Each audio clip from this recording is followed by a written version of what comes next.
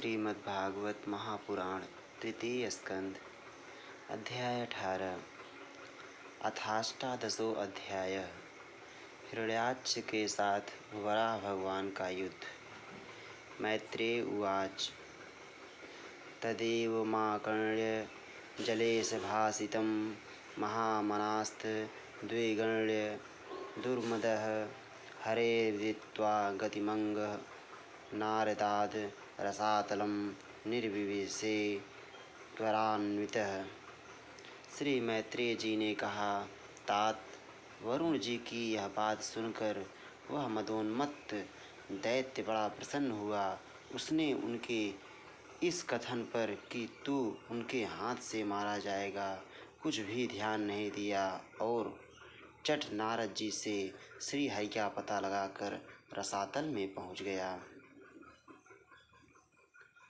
ददर्श तत्राभिजितं धराधरं प्रोन्नीय मानावनिं गतंष्ट्रया मुष्णुन्तमक्षरा स्वरुचो अरुणश्रिया जहास चाहो वनगोचरो मृगः। वहाँ उसने विश्वविजयी वराह भगवान की अपनी दाढ़ों की नोक पर पृथ्वी को ऊपर की ओर ले जाते हुए देखा। वे अपने लाल लाल चमकीले नेत्रों से उसके तेज को हरे लेते थे। उन्हें देखकर वह खिलखिलाकर हंस पड़ा और बोला, अरे यह जंगली पशु यहाँ जल में कहाँ से आया? आहैन में हैज्ञ महीम विमुंचनो रसौकसां विश्व सृजेयम अर्पिता न स्वस्ति यास्य अस्यनया ममेच्छतः सुराधमासा आदित सुकराकृते। फिर वाराह जी से कहा, अरे ना समझ, इधर आ। इस पृथ्वी को छोड़ के इसे विश्वविधाता ब्रह्मा जी ने हम रसातल वासियों के हवाले कर दिया है। रे सूकर रूपधारी सुराधम, मेरे देखते देखते तू इसे लेकर कुशल पूर्वक नहीं जा सकता। त्वं नः सपत्नैर्भवाय किं भ्रीतो यो मायया हन्ति सुरान् परोक्षजित्। त्वां योगमाया बलम् अल्पपौरुषं संस्थाप्य मूढ़ प्रमृजे सुहृच्छुचुः। तू माया से लुक छिपकर ही दैत्यों को जीत लेता और मार डालता है। क्या इसी से हमारे शत्रुओं ने हमारा नाश कराने के लिए तुझे पाला है? मूढ़, तेरा बल तो योग माया ही है और कोई पुरुषार्थ तुझमें थोड़े ही है। आज तुझे समाप्त कर मैं अपने बंधुओं का शोक दूर करूँगा। त्वयि संस्थिते गदया शीर्षण्य यस्यम् अद्भुजच्च युतया ये च तुभ्यं बलिं हरन्त्यतिशयो ये च देवाः स्वयं सर्वे न भविष्यन्त्य अमूलाः। जब मेरे हाथ से छूटी हुई गदा के प्रहार से सिर फट जाने के कारण तू मर जाएगा, तब तेरी आराधना करने वाले जो देवता और ऋषि हैं वे सब भी जड़ कटे हुए वृक्षों की भांति स्वयं ही नष्ट हो जाएंगे।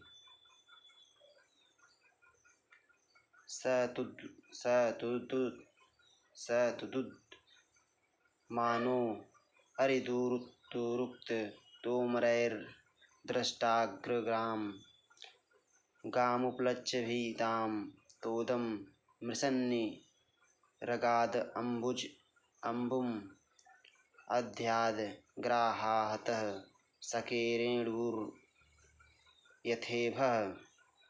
हिरण्याक्ष भगवान को दुर्वचन बाणों से छेदे जा रहा था, परंतु उन्होंने दांत की नोक पर स्थित पृथ्वी को भयभीत देखकर वह चोट सह ली तथा जल से उसी प्रकार बाहर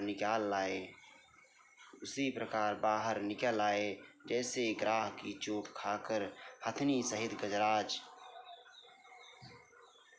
तम निःसरन्तं सलिला अदनुद्रुतो हिरण्यकेशो द्विविधं यथा झसः।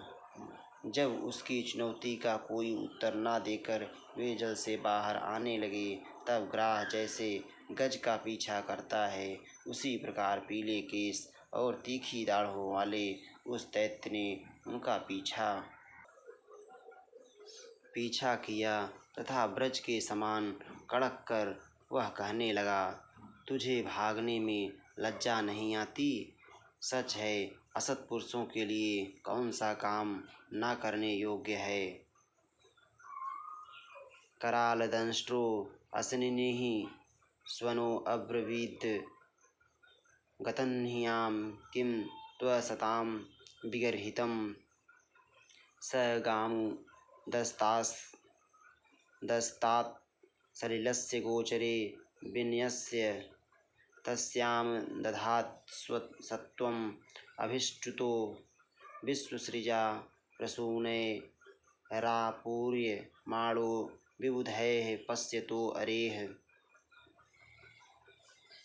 भगवान ने पृथ्वी को ले जाकर जल के ऊपर व्यवहार योग्य स्थान में स्थित कर दिया और उसमें अपनी आधार शक्ति का संचार किया। उस समय हिरणाक्ष के सामने ही ब्रह्मा जी ने उनकी स्तुति की और देवताओं ने फूल बरसाए। परानुशक्तं तपनीयोपकल्पं महागदं काञ्चन चित्रदंसं मर्माण्यभीक्षणं प्रतिदन्तं दुरोक्तैः प्रचंडमन्युः प्रशंसितं बभासे। जब श्रीहरि ने बड़ी भारी गदा लिए अपने पीछे आ रहे हिरणाक्ष से, जो सोने के आभूषण और अद्भुत कवच धारण किए था तथा अपने कटु वाक्यों से उन्हें निरंतर मर्माहत कर रहा था, अत्यंत क्रोधपूर्वक हंसते हुए कहा।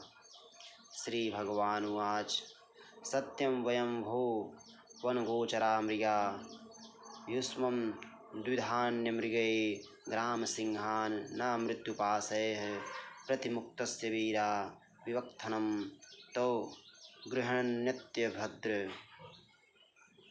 श्री भगवान ने कहा, अरे सचमुच ही हम जंगली जीव हैं जो तुझ जैसे ग्राम सिंहों कुत्तों को ढूंढते फिरते हैं। दुष्ट वीर पुरुष तुझ जैसे मृत्युपाश में बंधे हुए अभागे जीवों की आत्मश्लाघा पर ध्यान नहीं देते।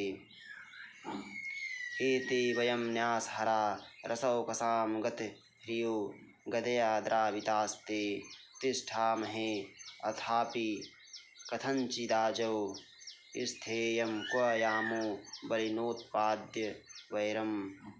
हाँ, हम रसातल वासियों की धरोहर चुराकर और लज्जा छोड़कर तेरी गदा के भय से यहाँ भाग आए हैं। हम में ऐसी सामर्थ्य ही कहाँ कि तेरे जैसे अद्वितीय वीर के सामने युद्ध में ठहर सकें। फिर भी हम जैसे तैसे तेरे सामने खड़े हैं। तुझ जैसे बलवानों से बैर बांधकर हम जा भी कहाँ सकते हैं। त्वं पद्रथानां किल यूथपाधिपो घटस्व नो अस्त्वस्ते आस्वनूह संस्थाप्य चास्मान् प्रमृजाश्रु स्वकानां यः स्वां प्रतिज्ञां नाति विपर्त्यसभ्यः। तू पैदल वीरों का सरदार है, इसलिए अब निशंक होकर उधेड़ बुन छोड़ कर हमारा अनिष्ट करने का प्रयत्न कर और हमें मारकर अपने भाई बंधुओं के आंसू पोंछ। अब इसमें देर ना कर। जो अपनी प्रतिज्ञा का पालन नहीं करता वह असभ्य है, भले आदमियों में बैठने लायक नहीं है।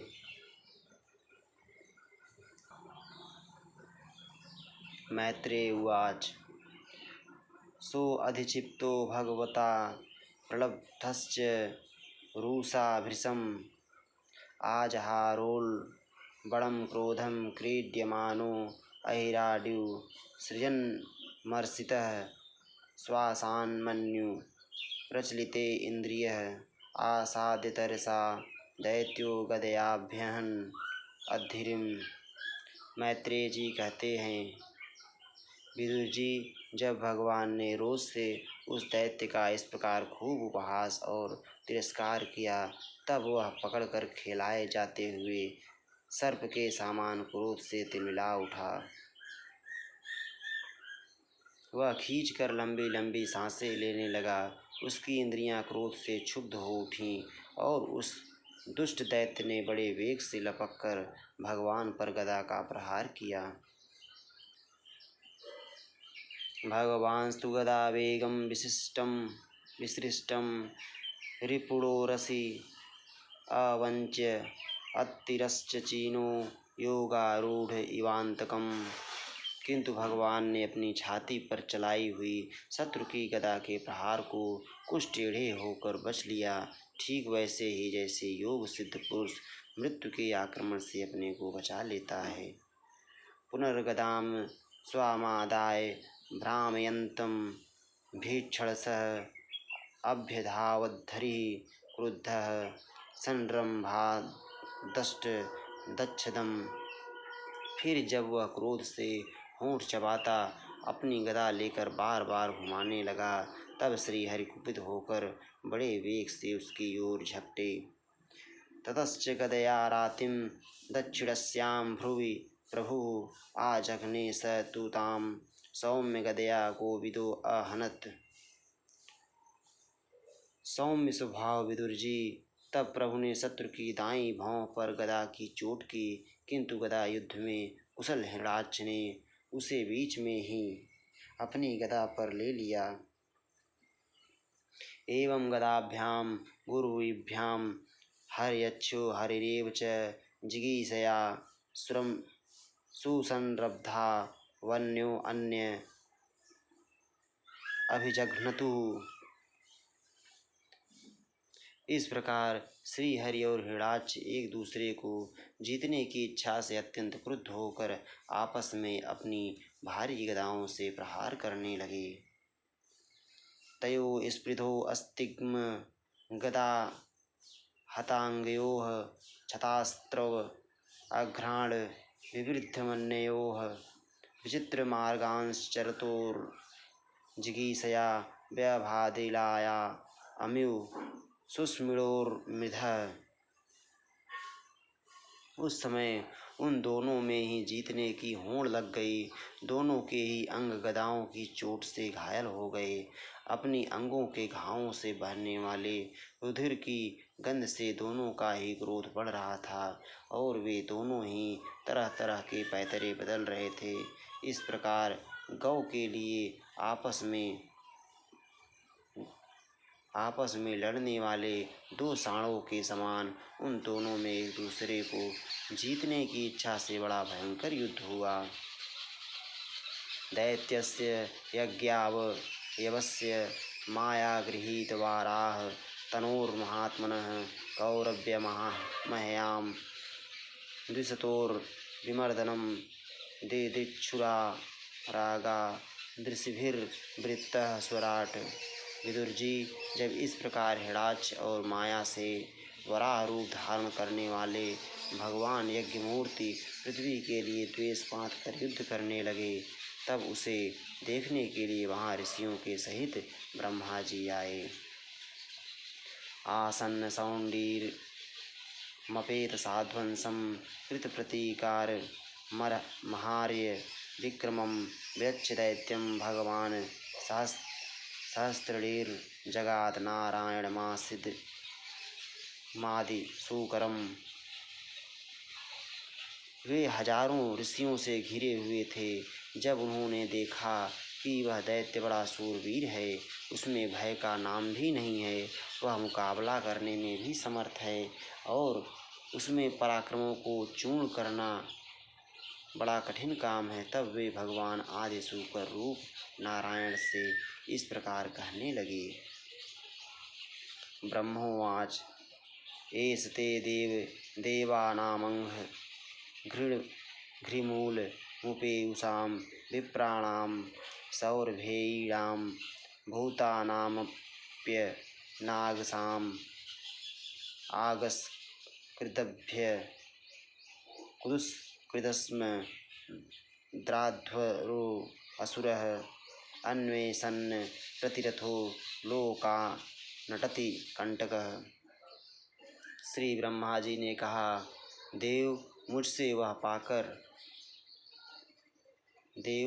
वर पाकर यह दुष्ट दैत्य बड़ा प्रबल हो गया है। इस समय यह आपके चरणों की शरण में रहने वाले देवताओं, ब्राह्मणों, गौओं तथा अन्य निरपराध जीवों को बहुत ही हानि पहुँचाने वाला, दुखदायी और भयप्रद हो रहा है। इसकी जोड़ का और कोई योद्धा नहीं है, इसलिए यह महाकंटक अपना मुकाबला करने वाले वीर की खोज में समस्त लोकों में घूम रहा है। मैनं मायाविनं दृप्तं निरंकुशमसत्तमम् आक्रीडबालवद्देव यथा असेवि विषुमुथितमम्। यह दुष्ट बड़ा ही मायावी, घमंडी और निरंकुश है। बच्चा जिस प्रकार क्रुद्ध हुए सांप से खेलता है, वैसे ही आप इससे खिलवाड़ न करें। न यावदेव वर्धेत स्वामवेलां प्राप्य दारूढ़ः स्वामदेव माया मास्थाय तावज्जघ्य घमच्युत। देव अच्युत, जब तक यह दारुण दैत्य अपनी बल वृद्धि की वेला को पाकर प्रबल हो, उससे पहले पहले ही आप अपनी योग माया को स्वीकार करके इस पापी को मार डालिए। ऐसा घोरतमा संध्या लोकक्षम बटकरी प्रभो उपसर्पति सर्वात्मन सुराणाम जयमावह। प्रभु देखिए, लोकों का संहार करने वाली संध्या की भयंकर वेला आना ही चाहती है। सर्वात्मन, आप उससे पहले ही इस असुर को मारकर देवताओं को विजय प्रदान कीजिए। अधुनैसो अभिजिन्नाम योगो मौहूर्तिको ह्यगात शिवाय नस्त्वं सुहृदा मासो निस्तर दुस्तरम। इस समय अभिजित नामक मंगलमय मुहूर्त का भी योग आ गया है, अतः अपने सुहृद हम लोगों के कल्याण के लिए शीघ्र ही इस दुर्जय दैत्य से निपट लीजिए।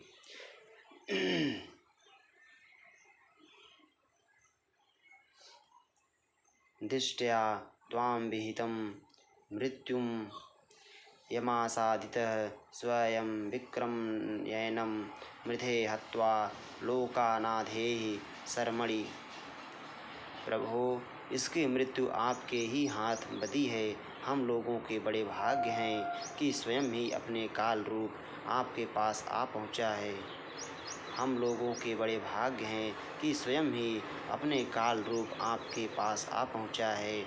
अब आप युद्ध में बलपूर्वक इसे मारकर लोगों को शांति प्रदान कीजिए। इति श्रीमद्भागवते महापुराणे पारमहंस्यां संहितायां तृतीय स्कंधे हिरण्याक्ष वधे 18वां अध्यायः। श्री राधा वल्लभ सरकार की जय।